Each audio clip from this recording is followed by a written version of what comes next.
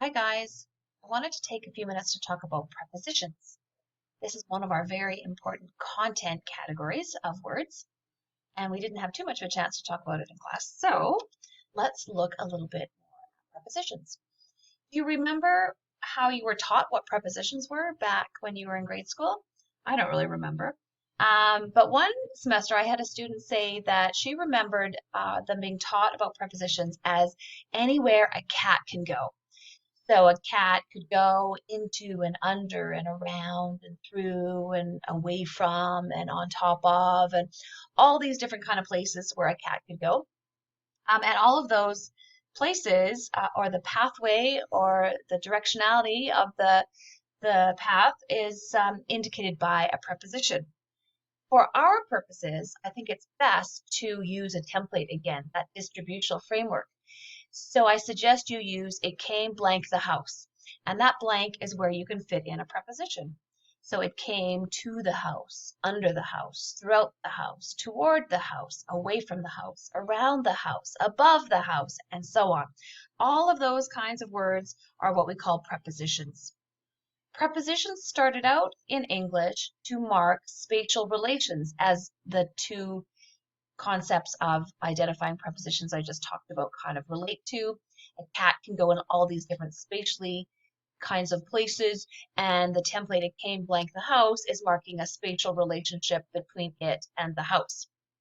So they started out in the language to mark spatial relationships between things, and then over time evolved to mark more than just space relationships and started to mark other things like manner and time and topic and so on.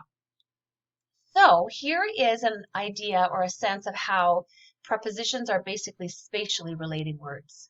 So we've got two objects, a box and a ball, and we use prepositions to relate those two objects to each other. So in the first block there, the ball is behind the box. So it has a spatial relationship of one being to the rear of the other. We have the ball in front of the box, the ball next to the box, the ball between two boxes, and so on. So that's how prepositions started off in the language, to mark these spatial relations. But then over time, they evolved to gain some other kinds of meanings. That sense extension happened, and the words acquired new meanings. And one of the typical things that happened is that a lot of the prepositions evolved to mark time relationships. So we have at, which could be spatial, like I left it over there at the coffee shop or something like that, where it marks a space relationship. But we could say, let's meet at noon. And then noon is a time, not a the concert is on the weekend. So it's not like the plates are on the table, which is a spatial relationship. Here we have a temporal relationship with the weekend marking the time of the concert. The league lasts throughout the summer, so the summer is a time period for the league. I fell asleep during the lecture. My birthday is in June, and so on. So lots of prepositions have evolved to mark time as well as space. And then we have some other ones. A smaller set of prepositions will mark a topic. So about and on are the typical topic marking prepositions. And then we have a couple that will mark manner. So you could say she danced with glee, and with glee is marking the manner of her dancing, which is quite different from saying she danced with Bob, in which case that's a spatial relationship. And this one always reminds me of when my daughter was very young and we had this really nice book of alphabet illustrations, and we got to the S section and there was a swan, and it said the swan danced with glee. And my daughter, the first time I read that to her, she said, but where's glee? She thought glee, she interpreted it spatially, and so she was looking for someone the swan was dancing with, not understanding it was a manner interpretation for that one. Quit his job without regret. That's a manner or an absence of a manner, I guess, in that case.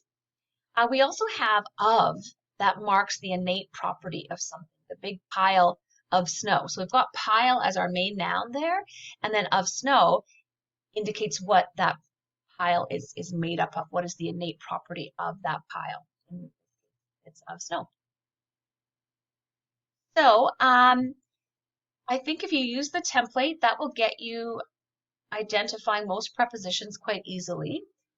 Although there are a set of prepositions that we use quite often in language in a non-spatial way. So at, about, by, to, with, for, from, and of.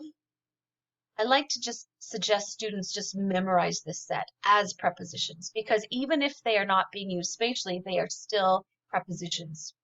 So at, for example, may turn up in a situation of causation. She laughed at my joke. Or about, like I mentioned earlier, to mark the topic of something. Or by marks authorship or creatorship of something, the song by the Beatles. Or to could actually mark a sense of belonging, the key to the door, that kind of idea. I talked about with marking manner. And for is an interesting one. It marks the benefactor of something. So I wrote a card for my mom, like my mom is the one benefiting from this action. From necessity, he had two jobs, so from can also mark causation. And then again, of marking the innate property of something. And I think of is probably the trickiest one to remember. It's a preposition because it really does not fit into that slot very well at all. We would never say it came of the house. Maybe in Old English times we would say something like that, but we wouldn't really today say it came of the house. Even about is a bit tricky. It came about the house. Well, I guess you could think of a flock of geese or something. They flew about the house in that kind of way. So there is a spatial interpretation. We just don't use it that often.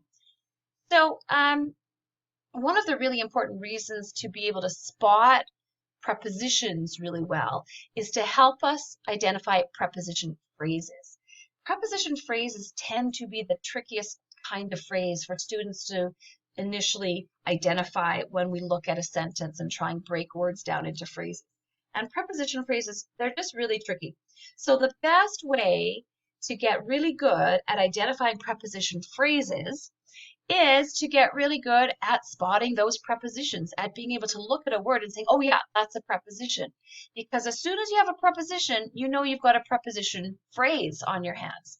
And in particular, if you've got a phrase and the first word in that phrase is a preposition, you know you've got a preposition phrase. And then you can identify that and link the preposition in as the head of the phrase and then break the phrase down from there. So it's really good to be able to work on this skill of identifying prepositions so that you can not miss them when you look at a phrase, so that you can get good at drawing preposition phrases or identifying them within a bigger phrase.